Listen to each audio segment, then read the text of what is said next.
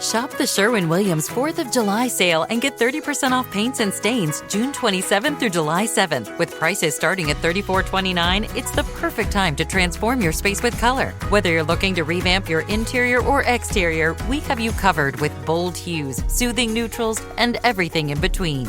Visit your neighborhood Sherwin-Williams store or shop the sale online. Delivery available on qualifying orders. Click the banner to learn more. Retail sales only. Some exclusions apply. See store for details. Hey everyone, Amber here. I'm still on break this week, but I've got something from the archives I think is worth a revisit. This episode looks at the tragic 1998 murder of comedian and actor Phil Hartman, a beloved Saturday Night Live alum whose life was cut short in a shocking act of domestic violence.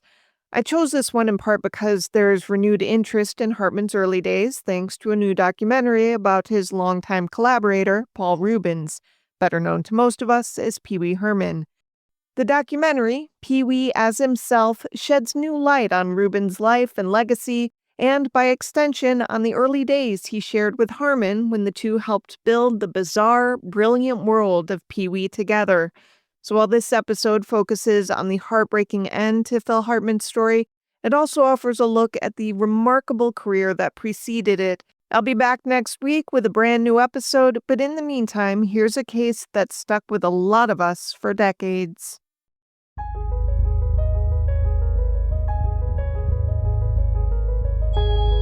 Some crimes are so heartbreaking or shocking that they earn the label Crime of the Century. But the stories that made headlines in decades past aren't necessarily remembered today. I'm Amber Hunt, a journalist and author, and in each episode of this show, I'll examine a case that's maybe lesser known today, but was huge when it happened. This is Crimes of the Centuries.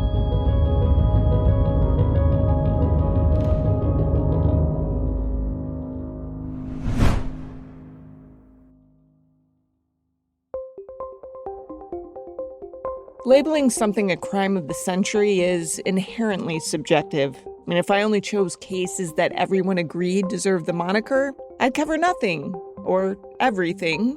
There would be very few cases involving people of color because, let's face it, 19th and 20th century media had a preference when it came to its victims. Long story short, because it's a subjective label, there could be some argument over whether today's topic fits the title. But then I realized I get to choose, and this case arguably had one of the biggest effects on me because I was just a college intern at a smallish Iowa newspaper when it happened. It was huge news then, there's no question on that. And on a personal note, I don't know if I'd be a crime writer today if this case had never happened. And for whatever it's worth, I would be fine with that if it meant saving any life, but especially this one. Anyway, let's begin. When the news hit the Iowa City Bureau of the Cedar Rapids Gazette, it was clear from the start that most of the young reporters realized the gravity straight away. If you're just joining us, there is sad news tonight concerning comedian Phil Hartman. He was found dead in his Southern California home this morning, the victim of an apparent murder-suicide. Phil Hartman was a household name and had been for years. Most of them knew him as a former Saturday Night Live performer. He played too many characters on that show to even count. Caveman lawyer. Your world frightens and confuses me. Bill Clinton. This administration has been more open about its affairs than any previous administration. Donald Trump, way before anyone could have remotely predicted his eventual presidency. Own it, own it, own it, own it, own it, own it, and own it. When Hartman had left SNL, he was arguably one of its biggest success stories ever produced there. Not so much because of his subsequent roles. I mean, sure, he'd go on to star in movies and more TV shows, but the big thing with Hartman was that he was just so well-liked. He called himself a utility player, which totally fits. He wasn't necessarily flashy. He was known as much for being a hard worker and team player as he was for his actual talent. And most of all, he was known for being a good guy, which is why the headlines in late May 1998 were so unbelievably jarring. So far, investigators haven't given a motive for the shooting of a man who made so many people laugh.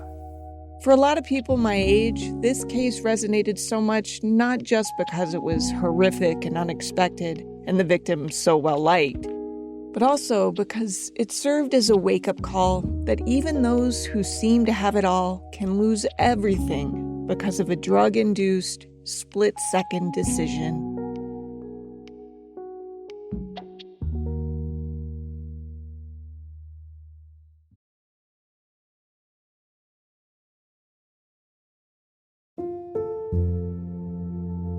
Philip Edward Hartman was born in Canada in 1948 as part of a crazy large family.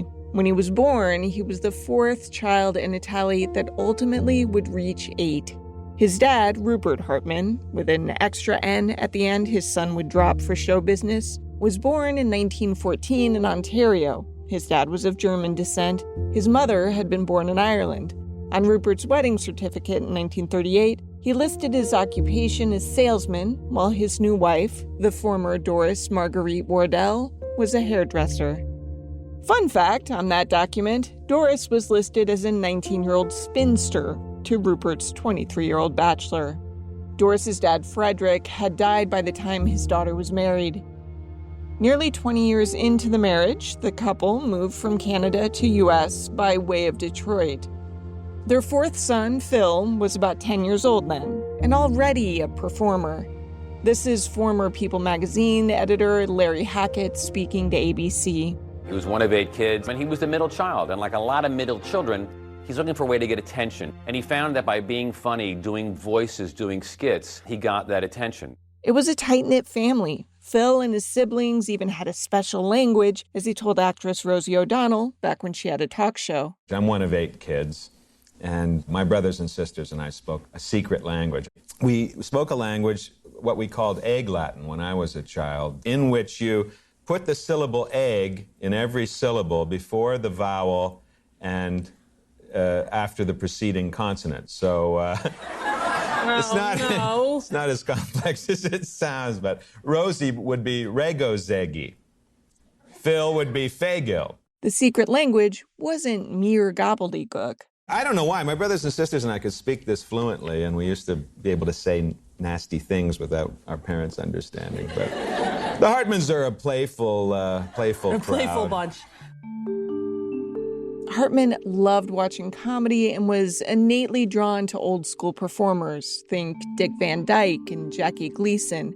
But that's not to say he initially envisioned himself on stage. In fact, growing up, he was torn about what path to take in life. For a while, he was a graphic designer. Well, Neil, I did about 40 album covers from the mid-'70s to the mid-'80s. I did several for the group Poco, including Poco 7 and Legend, their biggest selling album. I did several for America. One of my favorite credits as a graphic designer, I did a logo for Crosby, Stills and Nash, which they use on their current CD retrospective.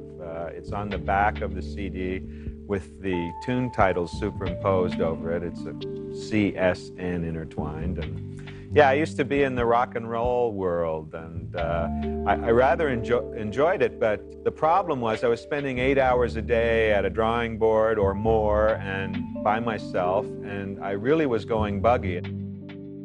Then, in 1975, everything changed when he went to a performance by the LA-based improv comedy troupe, The Groundlings. This snippet features several voices describing what happened that fateful night. They'd ask for an audience member to come up, and I was backstage. And Phil all of a sudden leaps up and begins doing impressions. I never saw an audience member come up with that kind of excitement and energy. It was like a hurricane hit that stage, and I mean in a good way. Hartman later said of the experience, it was somewhat of an epiphany. I realized that I had to do this just to get some extroversion into the equation.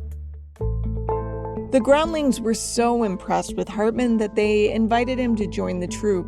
That's where he met some of the performers who would help him pave his future, including a young goofball named Paul Rubens, in honor of whom my dad once owned a t-shirt with an image of a zipper and the words "Free Pee-wee." You kids out there can do some sleuthing to figure out why. Hartman brought a certain flair when he performed, according to author Mike Thomas, who wrote the book You Might Remember Me, The Life and Times of Phil Hartman. Phil always had this classic sensibility to him. He was almost like this dude who came up in the 30s and the 40s. He loved old Hollywood, that sort of rat-a-tat-tat sensibility. He loved the clothes, he loved the personalities. Despite his success with the Groundlings, he wasn't getting much outside work as a performer, and his personal life was even more pockmarked. After he graduated high school in 1966, he was hit and miss with a few college attempts before graduating from California State University with a graphic arts degree. In 1970, he briefly married a woman named Gretchen Lewis. 2 years later, the couple divorced. It would be 10 years after that Hartman would marry a real estate agent named Lisa Strain. By then, he had found his footing with improv, but Strain would later say that he could be tough to reach emotionally. This is Strain speaking. We'd been married just a few weeks, and the relationship changed dramatically. I was the wife, and he no longer had to pay attention. He would tell me, you need to go have your own life, you're a black hole, no one could ever fill you. My sense of Phil was that he was really two people. He was the guy who wanted to draw and write and create and come up with ideas, the actor-entertainer, and then he was the recluse. Researching for this podcast, I don't find it unusual to encounter someone with a sort of dual personality dynamic going on. We see it all the time. But there's something a little different about this one. Hartman seems like he was a good-hearted person, but for whatever reason, he couldn't let his guard down. And when that's demanded of you, which is, of course, kind of what happens in marriage, he went the opposite direction. As journalist Chris Connolly told ABC, every woman who loved Phil learned the same thing about him. Which is that there is some part of Phil that is very hard to reach. Phil Hartman is not vulnerable. Phil Hartman will not let you into that place. Unfortunately, as much as Lisa loved the Phil she married, that Phil went away. She divorced Hartman in 1985. In the interim, Hartman was getting smaller scale but still meaningful jobs, a commercial here, a talking role there. It wasn't a ton, but enough to put him on some radars. Plus, his colleagues at the Groundlings were making some waves in the comedy world too, and they spoke highly of him, which helped him land more jobs. For example, the aforementioned Paul Reubens became close with Phil, who helped hone Reubens' enduring Pee Wee Herman character and soon began helping co-write one of my all-time favorite movies, Pee Wee's Big Adventure. Okay, are there any questions? Yes. Where's the basement? Excuse me? Aren't we going to see the basement? There's no basement at the Alamo.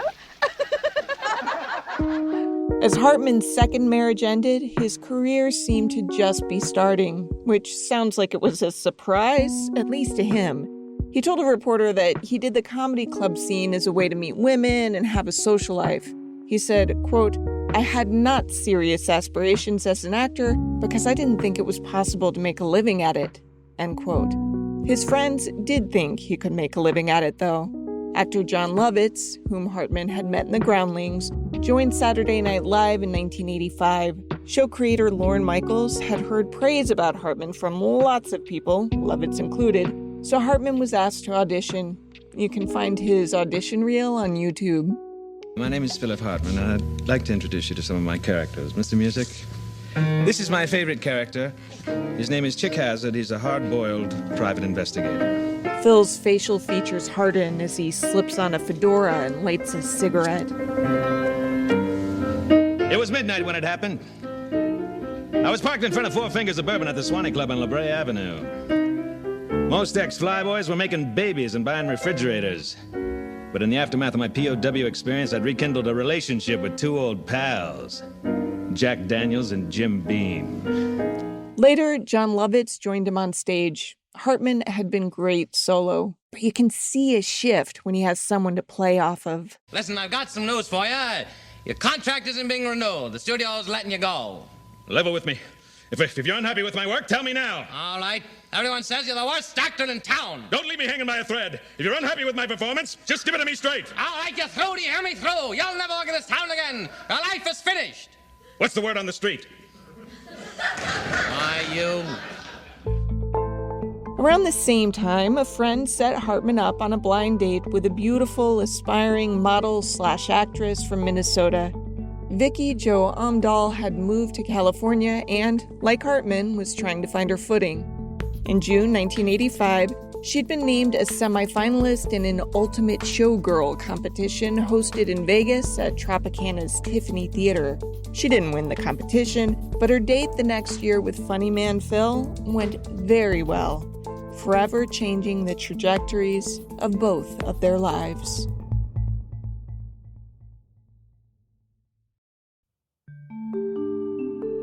It's weird just how connected we feel to some celebrities, isn't it? I mean, as I'm typing this episode, the Johnny Depp-Amber Heard trial is in week 472, I think. And if you've ever needed proof that we regular folk feel way too connected to the people we see on TV and movie screens, man, there you go. But in fairness to us mere mortals, there are reasons that sense of connection happens. For example, it's thanks to Phil Hartman that I learned what masturbation is. I know that sounds ridiculous, but it's true. My memory is that one night I was watching SNL with my mom and Hartman played a character who chronically masturbated, and he and his wife visited a therapist. The therapist told Hartman to look at himself, and his gaze immediately snapped down to his lap.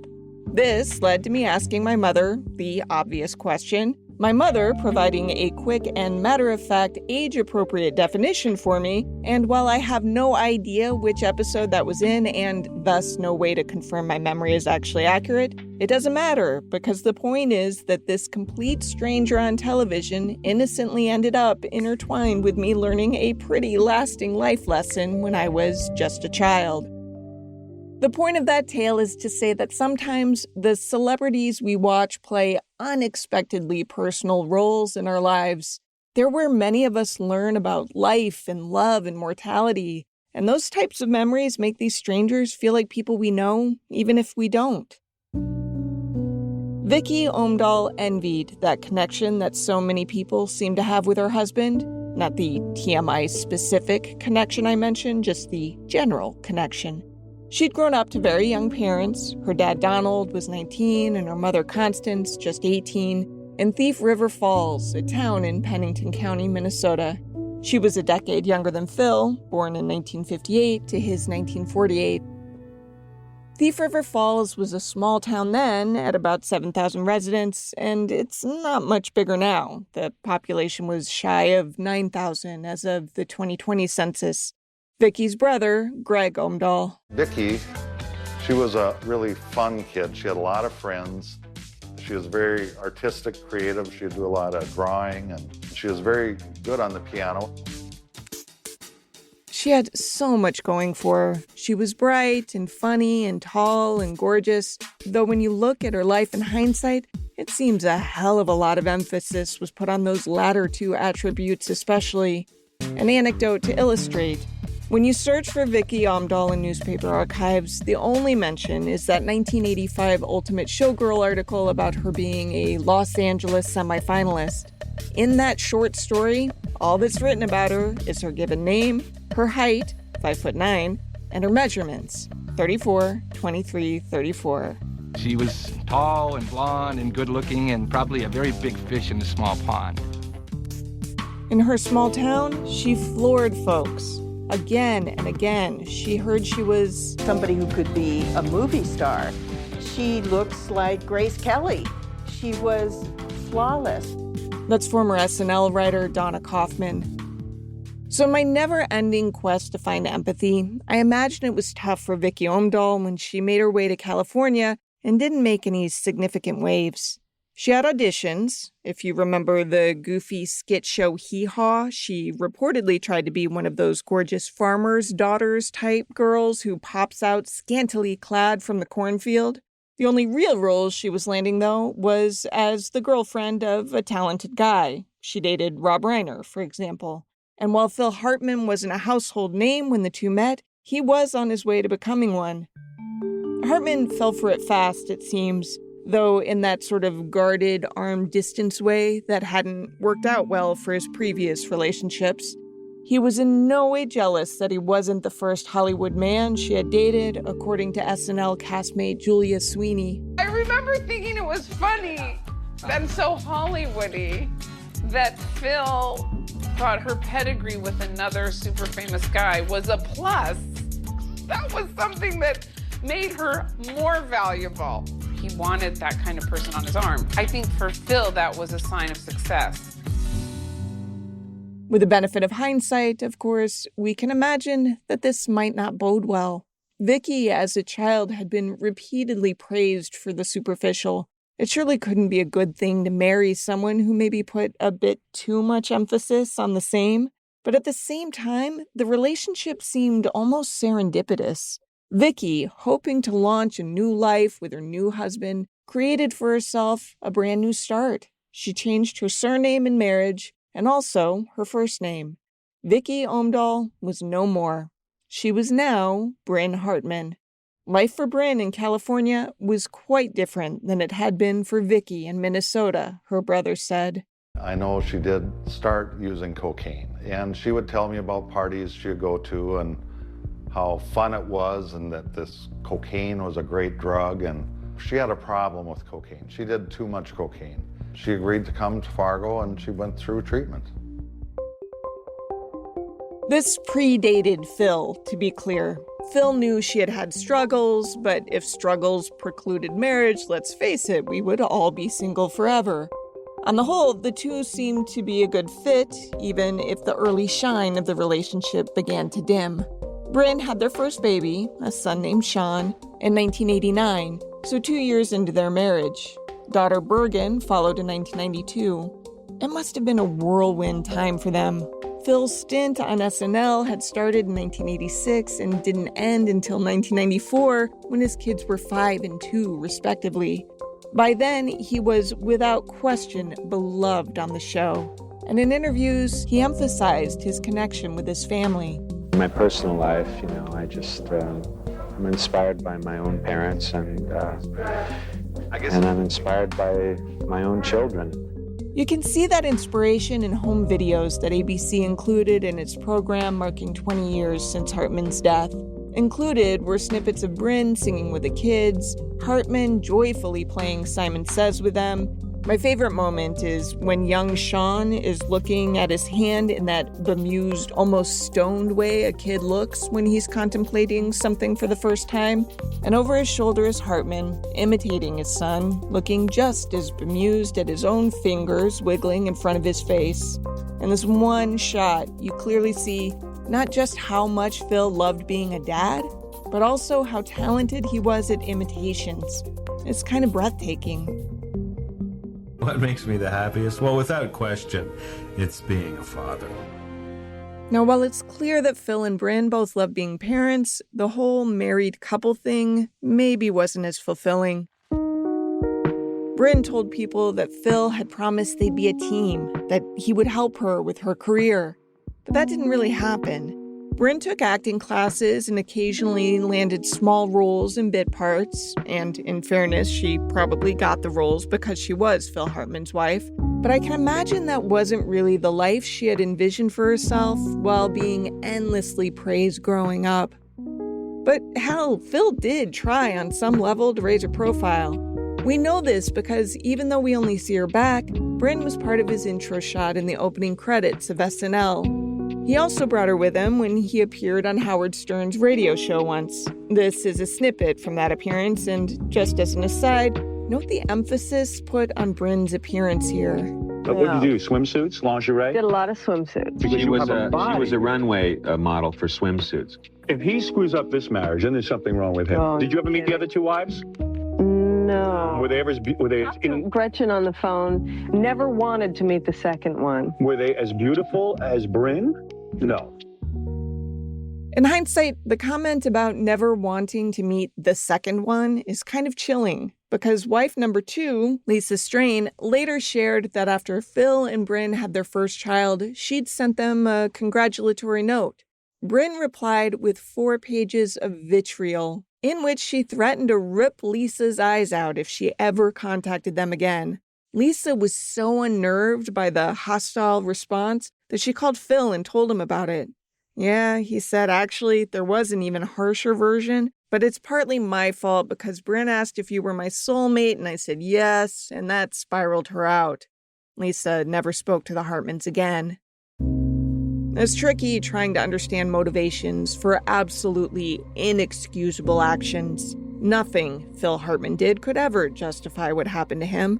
At the same time, dismissing Vicky as a one-dimensional villain teaches us nothing.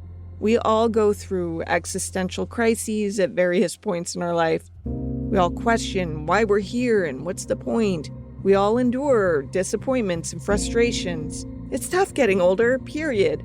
But imagine if your entire life, your value had been placed almost exclusively on your looks.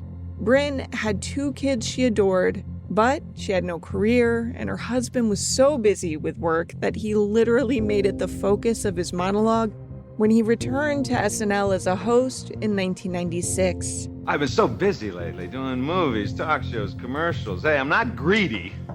I'm just trying to make ends meet like you folks. I'm just trying to put bread on the table, provide for my family. I mean, your kids grow up so fast. I remember the day my son was born. I was doing an Arby's commercial, and I got a message on the set that everything went just fine. But the second that commercial wrapped, I jumped a plane, flew back east to do another commercial for Hager Slacks. Yeah, I missed an important occasion, but with the money I made from those 2 commercials, I was able to buy my infant son a pair of colored contact lenses. Now he's got beautiful green eyes, just like the old man. Because it's all about family. On any given day, Brynn might appear fine, but she wasn't, not at all. This is a message she left with a friend. It's Brynn Hartman. I got your message. Phil's just been working like crazy, and he's real cranky. The 2 were fighting more and more. After leaving SNL, Phil had starred in a few movies, and then, beginning in 1995, he played the character Bill McNeil on the sitcom News Radio. The timing of this episode of Crimes of the Centuries is, in fact, because News Radio co-starred Canadian comedian Dave Foley, whose iconic Kids in the Hall was just resurrected on Amazon, and watching that finally made me want to tackle the Hartman case. Life's weird sometimes. News Radio was fun, and Hartman played the kind of guy he was arguably best at playing. Smart, but a bit smarmy, hungrier for power than he was really deserving of it. I will always be a fan of his work on The Simpsons, especially as washed-up actor and frequent educational video host Troy McClure. You may know me from such self-help videos as Smoke Yourself Thin and Get Confident, Stupid. News Radio also starred Stephen Root and Maura Tierney and comedian Andy Dick. The show wasn't a runaway success. Every year, it always seemed on the brink of cancellation, but it managed to keep trucking. And just as had been the case on SNL, Hartman was a team player that his castmates adored. Stephen Root once gave an interview to Entertainment Weekly in which he said, quote, Phil was never afraid to look like a fool or be made fun of because he had an underlying dignity. The funniest thing I ever saw was a fantasy episode where we were on the Titanic and Phil was very happy to put on a suit of French fries and sit there with Andy Dick dressed as a hot dog and watch people go by who were drowning. That is the mental picture that comes up when I think of Phil as the ultimate, I'll do this for a laugh, and yet it will somehow be stately. End quote. According to Root, Phil was looking to change things up professionally soon. He had done comedy films like House Guest and Sergeant Bilko and Jingle All the Way, and while those were fun, he was looking to shift to something meatier, still in the realm of comedy, but maybe more refined, less slapstick. But things at home were progressively getting worse. Andy Dick, who had battled his own addiction issues, apparently gave Brynn cocaine around Christmas 1997, which maybe helped lure her out of a 10-year phase of sobriety. This was a problem on a lot of fronts, partly because Phil had vowed that if Brynn began using again, he would divorce her. Things came to a horrific head on May 28, 1998.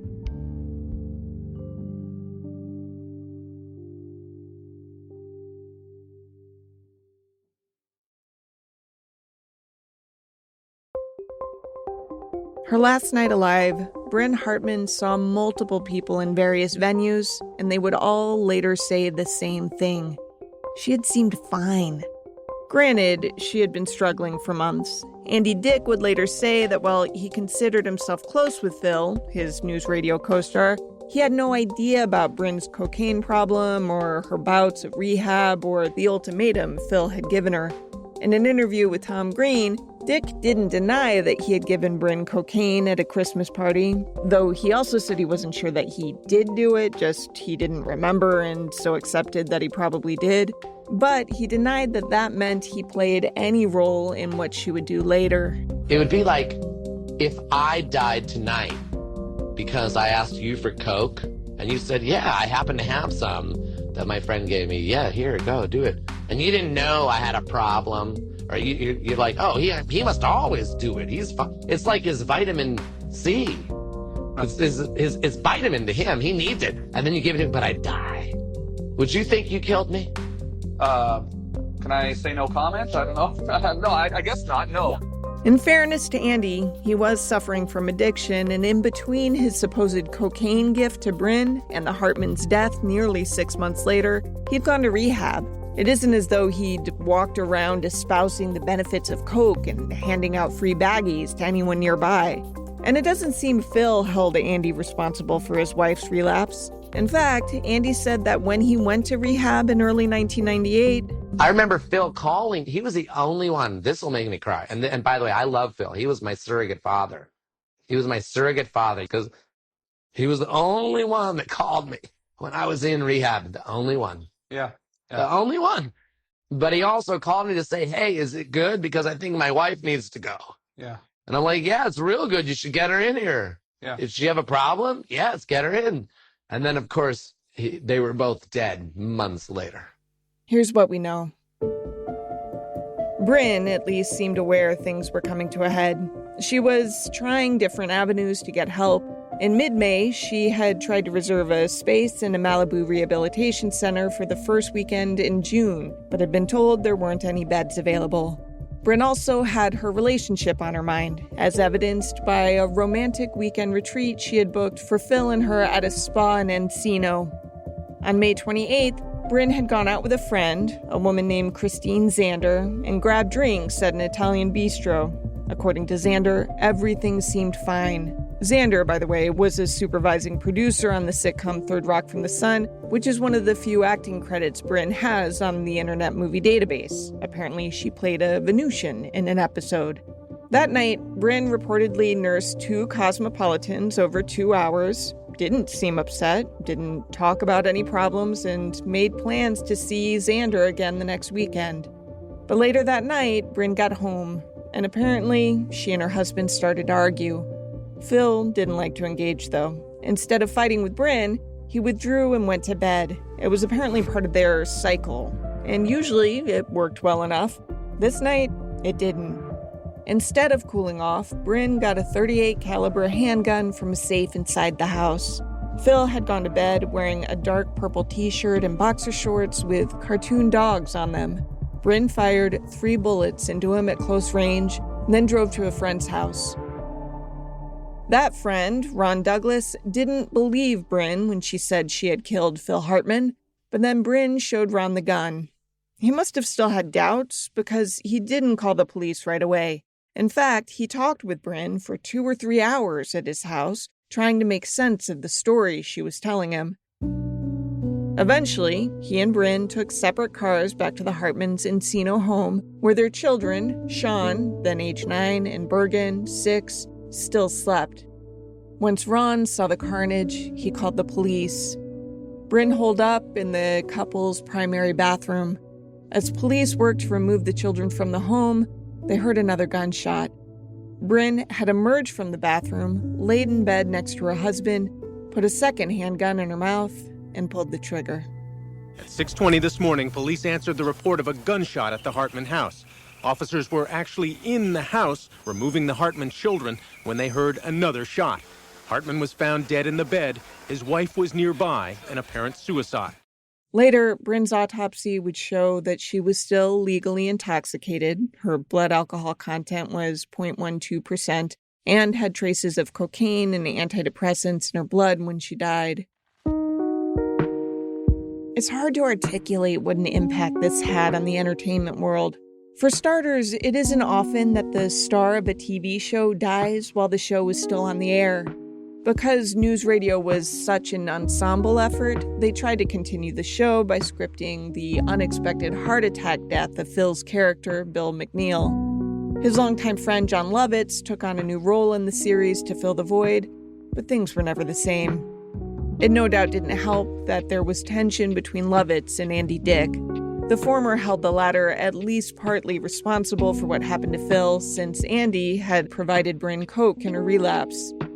The first show after Phil's death was called Bill Moves On and was so emotional for cast members that they had to pause filming several times because of their unscripted breakdowns. The show lasted one more season and then ended after that. Many people who worked with Hartman still have trouble talking about his death even now, closing in on a quarter century after it happened. And it still bums me out, and I didn't even know the guy. His kids were raised by their maternal aunt and appear to be doing well. It can't have been easy to grow up in the shadow of one of the highest profile and downright confusing crimes of the late 20th century. But Bergen, at least, is on social media and regularly mentions her father on Father's Day. She's also open about her own battles with substance abuse, which serves as a stark reminder that one thing has changed since she lost her parents. It's more acceptable these days to acknowledge these troubles in public, and seeking help is more applauded than stigmatized. This case is likely part of the reason why.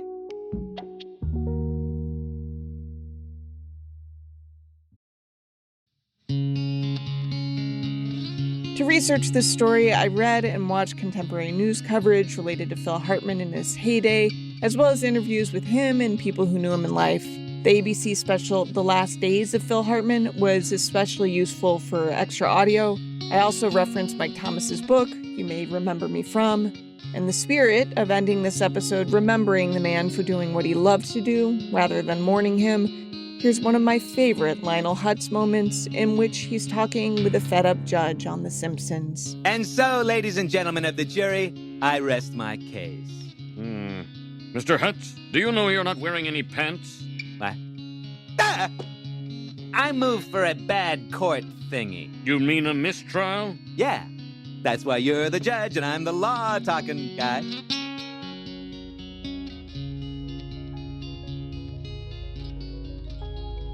Crimes of the Centuries is a production of the Obsessed Network. To learn more about its shows, go to obsessednetwork.com. This case was researched and written by me, Amber Hunt, and produced by Garrett Tiedemann. Steve Tipton edited the script. Original music is by Bruce Hunt and Andrew Higley. Other music comes from Blue Dot Sessions and Universal Music Productions. If you like us, help us out by rating and reviewing us on Apple Podcasts. For more information or to recommend a case, go to centuriespod.com. On Instagram and Twitter, we're @centuriespod, and check out our Crimes of the Centuries podcast Facebook page.